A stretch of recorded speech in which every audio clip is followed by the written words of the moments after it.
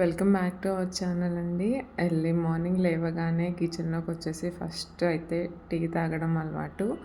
And అలాగా tea తీసుకొని బాల్కనీలోకి వచ్చేసాను.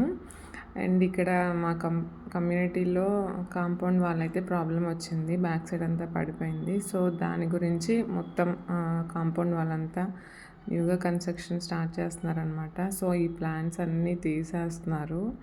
అది కొంచెం బాధగా ఉంది. అండ్ ఈరోజు లంచ్ బాక్స్లో అయితే గోబీ రైస్ చేశాను. అండ్ అలాగే స్నాక్స్కి బ్రెడ్ జామ్ ఇచ్చాను అనమాట. గోబీ రైస్ ఎలా చేయాలన్నది ఈ వీడియోలో చూపిస్తాను.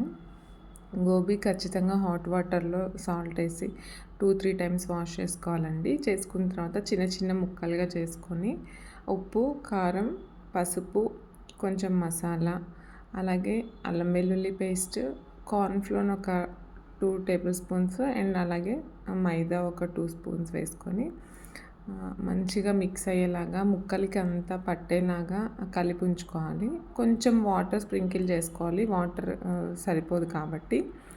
సో అదంతా బాగా మిక్స్ చేసుకొని ఒక 10 మినిట్స్ అలా పక్కన పెట్టుకుంటే, టైం ఉంటే ఎక్కువసేపు పెట్టుకోవచ్చు. కాకపోతే ఎర్లీ మార్నింగ్ మనకి హడావుడి అవుతుంది కాబట్టి వీలైనంత వరకు ఎక్కువసేపు ముక్కలకి పట్టేలాగా ఉంటుంది అన్నమాట, కొంచెం అలాగా పెట్టుకుంటే. సో అలాగ కలిపేసుకొని పక్కన పెట్టేసుకున్నాను. అండ్ అలాగే ఆయిల్ పెట్టేసుకొని, ఆయిల్లో చాలా సిమ్లో పెట్టాలండి. లో ఫ్లేమ్ అయితేనే ఈ క్యాలీఫ్లవర్ లోపల వరకు ఉడుకుతుందనమాట.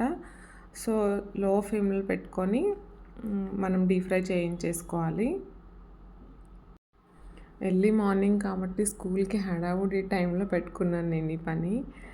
సో ఫుడ్ కలర్ వేసుకుంటే కొంచెం కలరీగా వస్తుంది, కానీ మనం ఇంట్లో చేసుకునేదానికి ఫుడ్ కలర్ అని చెప్పి నేనేం తీసుకోలేదు. మీరు కూడా అవాయిడ్ చేసేయండి.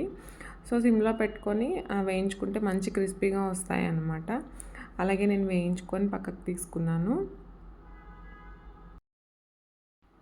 అండ్ ఇవి రెడీ అయిన తర్వాత మనం వేరే బాండి పెట్టుకొని అందులో కొంచెం ఆయిల్, ఆనియన్, క్యారెట్, క్యాప్సికమ్, వెల్లుల్లిపాయలు సన్నగా కట్ చేసేసుకున్నాను. మీ దగ్గర వెజిటేబుల్స్ ఉంటే యాడ్ చేసుకోండి. నా దగ్గర క్యాప్సికమ్ లేదు, నేను యాడ్ చేయలేదన్నమాట. ఇంతవరకు యాడ్ చేసేసాను. ఇవి కొంచెం గోల్డెన్ బ్రౌన్ కలర్ వచ్చేంత వరకు వేగిపోయిన తర్వాత మనం ఇందులో కొంచెం అల్లం వెల్లుల్లి పేస్ట్, సోయా సాస్ ఒక స్పూను, వెనిగర్ ఒక స్పూన్ వేసేసుకోండి. అది క్లిప్ మిస్ అయింది.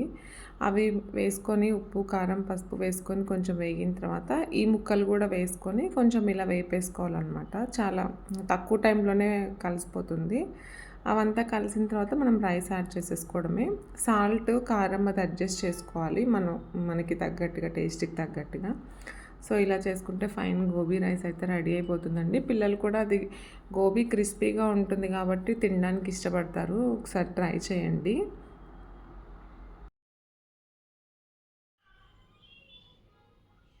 కొంచెం షాపింగ్ చేసామండి రీసెంట్గా. ఏంటంటే షీ నీడ్స్లో ఇప్పుడు ఇవి క్రష్డ్ శారీస్ మంచి ట్రెండింగ్ కదా, ఆల్మోస్ట్ ట్రెండ్ కూడా అయిపోతుంది. సో ఇవి తీసుకున్నాం. ఎంత ప్రైస్ కూడా చాలా తక్కువ, 990 అనుకుంటా, 910 రూపీస్ పడింది. ఇక్కడ పర్ల్ బోర్డర్ లాగా.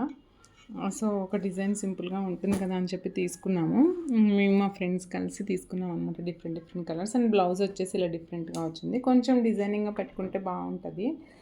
సో ఇదొకటి, ఇది నా కోసము.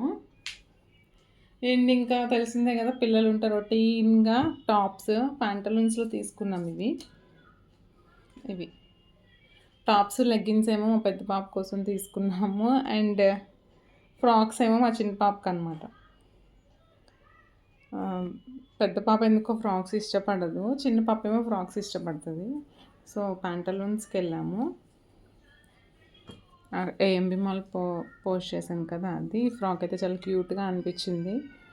సో వేస్తే కూడా ఇట్లా స్లీవ్లెస్ హ్యాండ్స్, ఇట్లా క్యాప్ స్లీవ్స్ ఉన్నవి పిల్లలకి చాలా క్యూట్గా ఉంటాయి, చిన్నపిల్లలకి. సో ఇది పాపకి 2 ఫ్రాక్స్, పెద్ద పాపకి టాప్స్, లెగ్గిన్స్ తీసుకున్నాను అనమాట.